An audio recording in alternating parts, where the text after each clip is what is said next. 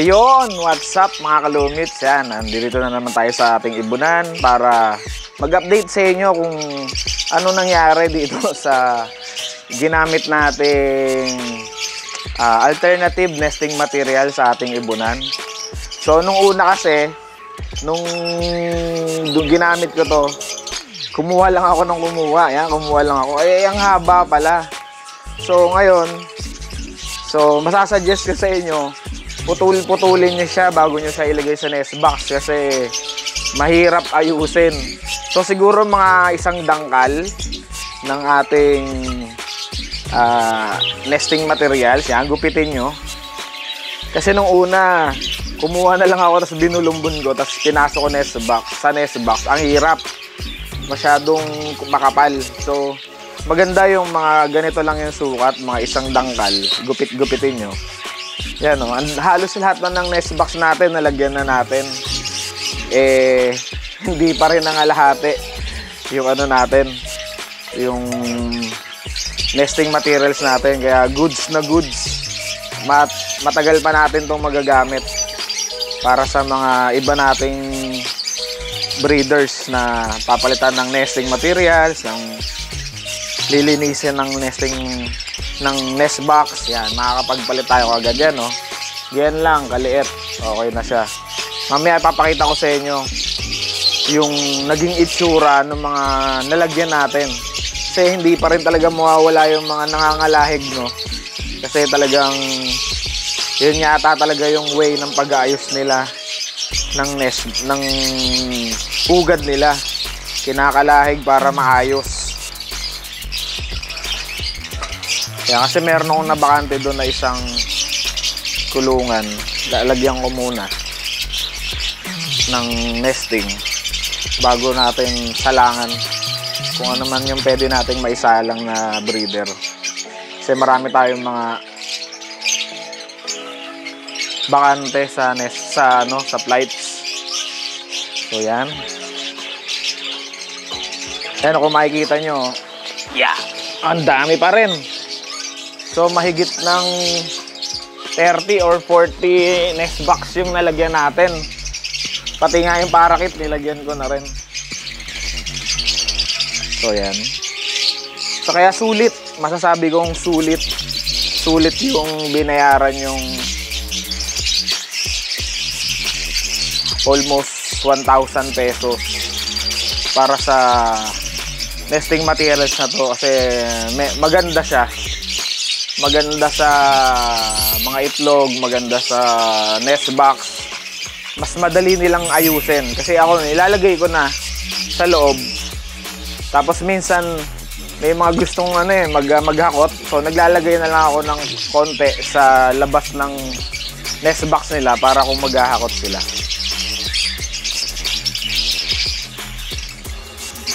Okay na siguro to. So, yan, mga ganyang kadami sa isang 8x10 na nest box, pwede na siguro to. Yan. Tara, papakita ko sa inyo yung mga nalagyan natin ng nesting materials natin, kung ano naging itsura, para makita nyo at ma-update na rin natin sa review natin dito sa ating alternative nesting materials. Few moments later. So yan guys, dito tayo ngayon sa ating ibunan. Yan, ito yung kinuha nating nesting material na ilalagay natin dito sa isang bakante natin. So meron kasi ito luma pa to lumang nesting materials pa to. Siguro sasapin ko na lang. Ayan, kasi tinanggal ko na yung ano dito, yung naka-breed dito. So binakante ko na. So yan, ganyan lang kasimple. Yan pagka nilagay nyo yan dyan. So, ikakalat mo na lang siya. Napakadaling ikalat. Yan. Tapos sila nang bahalang mag-ayos niyan. Pero mapakadaling ilapat. Yan kita nyo. Saktong-sakto yung isang dangkal. Na, siyempre, depende sa dangkal. Depende sa dangkal, no? So, kung i-assume nyo na lang kung 8 itong itong nest box, siguro mga 6 to 7 inches yung gagawin yung putol paggupit ng mga nesting materials. Yan, di ba? Ang ganda. Set yung pagkakalagay. So, aayusin pa naman yan ng mga breeders natin na talagang kasama sa cycle ng nila yan ng breeding. Yung pag-set ng nesting materials sila. Minsan, nangangalaykay pa yan. Tapos, mag-aayos pa rin. So, eto na. Yung naging... Apaganda kasi talaga ng may nesting. Katulad yan. Yan yung ginamit kong nesting. Ang bilis Diba? Parang kailan lang ako naglagay ng nesting na yon. Ayan, meron na kaagad inakay. So, alam ko 4 yan So, may blue fisher. Pero ang magulang yan, parehas lang green. Isang pastel tsaka isang green. So, malamang split sa blue sila. So, yan. Tingnan pa natin yung mga iba nating nest box na nilagyan natin ng nesting materials. Ayan. Ito may itlog to, alam ko. Ayan, may 2 ng itlog. Napakahalaga kasi talaga guys ng nesting material sa mga alaga nating ibon.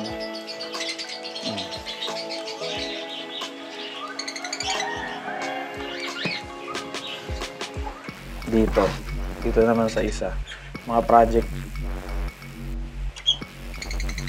Ayan, ganda ng nesting. Diba nakita nyo?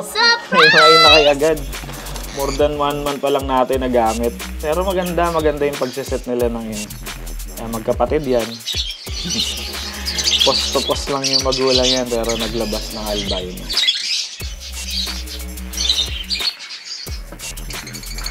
Halos lahat naman nalagyan natin ito. Mga bagong... Para makita nyo lang yung idea kung paano. Yan, ang ganda na ng... wala pang itlog ang ganda ng pag-set nila ng nesting. So, ang kagandahan nito, may balon na. So, malapit na itong mag-itlog. Ang kagandahan kasi nito, ito ay hindi nakakasugat sa mga inakay. Dahil talagang dried na to. So, dito naman, sa back-to-back lutino natin na pasaway. Ayan. Nakaset na rin, pero mukhang nangangalahig din.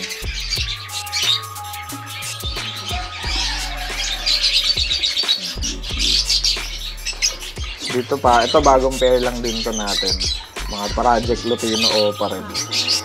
Alam ko may itlog na rin to. So, ayan, may itlog na 3. Diba, ang ganda ng pag-setup nila ng nesting nila. Kapag dito sa ginagamo ba, binabakbak na tong gilid Ayan, maganda yung setup ng cage. Ayan, yung pairing natin dyan. Olive green new wing opa, possible split ino. Tsaka ayan, green fisher, possible split ino, split opa, DNA cap. So yan ang mga ito, nangangalahig din to yung tinan nga natin. So, ayan. So, mukhang i-refill natin to kasi nangangalahig. Yan, nginangat-ngat din nila kahit mahaba yung nilalagay nyo. Pinuputol-putol din nila Magaling din Yan, at dito naman. Dito naman project dilute. So, yan, maganda rin yung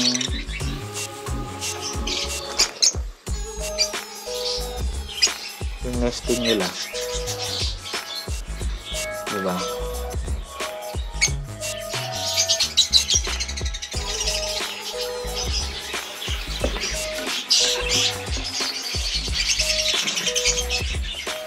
Yan, halos lahat naman nalagyan na natin, no? Ito, Albuson naman ito Tsaka maganda talaga. Maganda yung nesting materials na to. Ayan, tulad niya, nakaset din, no? Ganda. Kaya may isang inakay. Albson yan. Ang ganda ng pagkakaset ng nest box. Ng nesting nila.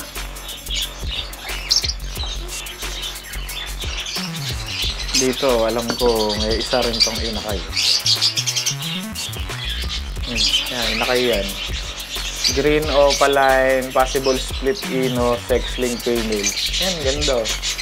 Ganda ng pagkakaayos ng nesting nila.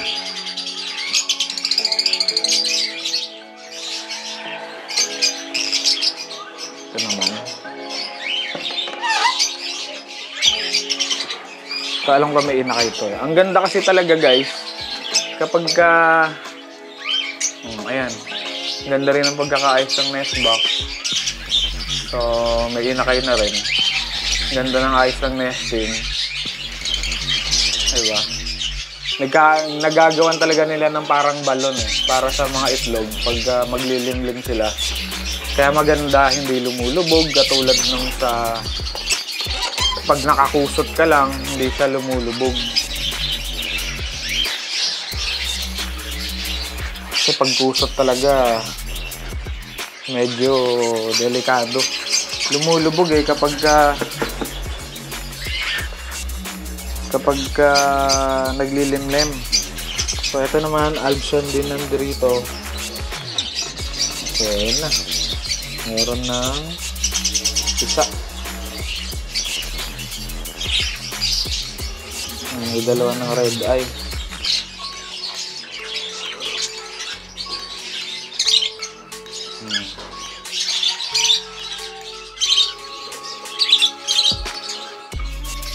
So yan ang ganda. Ang ganda ng pagkaka-set up ng nesting. Diba? So far, so good. Yung nasolusyonan yung problema natin sa nesting materials. So ayan yan, no? Mahilig tayo sa dilawan Ito, pababa na yung inakay na ito Pero may itlog ulit. Kaya inakay nila yung albino na yan. Sana mag-opa. Project ito yung open. Ayan. Makita nyo, ang ganda. Ang ganda ng pagkakaset up nila ng kanilang nest. May parang balon.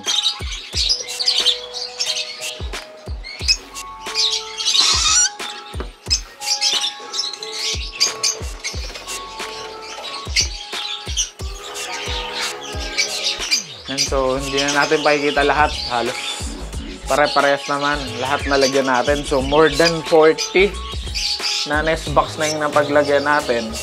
Yan, pati sa mga project Hagoromo natin, nilagyan ko na rin lang din ng nesting materials para hindi gumulong-gulong yung mga itlog. So, dito sa labas, naggawa rin tayo. Naglagay din tayo ng mga nesting materials at okay naman. Sa mga parakit, meron na rin. Nilagyan ko na rin. So, in general, so far, so good. So, ayan, makita nyo naman, mahigit 40 to 50 na nest box yung nalagyan natin. Pero tignan nyo naman kung ganong karami pa rin. Halos wala pa sa 1/4 yung nagamit nating nesting materials. Ito pa rin. Ang dami pa rin. Kaya, sa future, pwede pa natin ulit itong magamit. Diba? Kasi dried na siya. Saka maganda talaga. So, yun. So, highly recommended itong ano na to. Itong nesting materials na to. Ilalagay ko yung link ng pinag-orderan natin ito sa description ng video na to para kung meron kayong mga gustong umorder, ma-order nyo. Yun, hindi po tayo reseller nun. Kaya tulong na lang din para magkaroon kayo na idea kung saan siya nabibili. So, marami doon. Pero ito talaga yung pinakasulit na nakita ko na presyo. Ito yun napakarami, tapos sakto lang yung presyo. Para napakahirap kasi talaga ng nesting.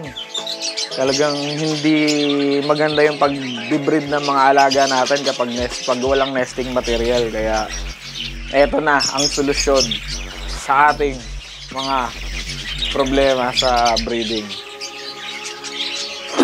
So yun, maraming salamat po guys sa muling panonood at pagtsatsaga sa review natin regarding dito sa alternative nesting materials na nakuha nating idea rin syempre kay Brother Arthur Bautista. Napaka-goods naman. So halos lahat ng breeder natin ngayon ay may itlog at magaganda yung pag-set ng kanilang pugad. Talagang goods talaga. Kasi nung nakaraan nga sabi ko sa inyo no, na halos wala tayong paitlog kasi talagang wala silang nesting. Napakahirap. Kusot lang ginagamit ko. Hindi talaga siya advisable para sa mga African kasi talagang lumulubog yung mga itlog pagka nagpisa naman. Malamang yung nag-i-splay legs yan. So hindi ko nilalata, disclaimer lang kasi merong sa akin kusot lang naman yung sinasabi ko, hindi ko alam yung quality ng iba eh, katulad ng Chipsy. Yung may iba kasing gumagamit yan. Hindi pa ako nagamit ng Chipsy. Ang ginagamit ko lang noon talaga ay kusot. Kaya hindi ko alam. Kasi masyadong napupulbos yung mga kusot. Hindi ko alam yung quality ng Chipsy. Pero mas mura to kumpara sa Chipsy. Kasi may presyo talaga yun. At napakagandang nesting materials nito. Kaya hindi na tayo mamumroblema na magpuputol-putol pa ng mga punong malunggay. So, magandang alternative siya. So, kung may mga puno ka rin naman ng malunggay, goods pa rin naman yun. Pero kung medyo tamad ka mamutol, paminsan-minsan ka na lang pumutol, tapos ito na lang yung gamitin mo. Talagang napakaganda. Napakaganda talaga. So, hanggang dito na lang ang video na to. So, tatapusin na natin ang serye ng alternative breeding materials, alternative nesting materials kasi talagang good siya. 2 thumbs up ako dito. Kaya ano pang hinihintay nyo, itry nyo na kung isa ka sa nahihirapan sa mga nesting materials para sa mga alaga natin. So, hanggang sa muling paglipad. Dito po si Basti, ang inyong lingkod. Maraming salamat po and Sumuwi ka na. out!